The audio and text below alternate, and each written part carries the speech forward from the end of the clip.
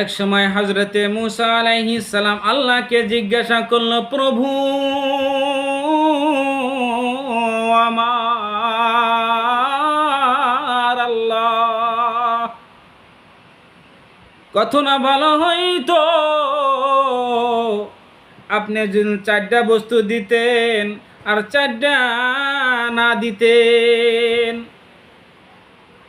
আল্লাহ মূসাকে বলল, মূসা তুমি বলো না, বলো কোন চারটা বস্তু দিলে তোমার জন্য ভালো হইতো আর কোন চারটা বস্তু দিলে তোমার জন্য ভালো না হইতো।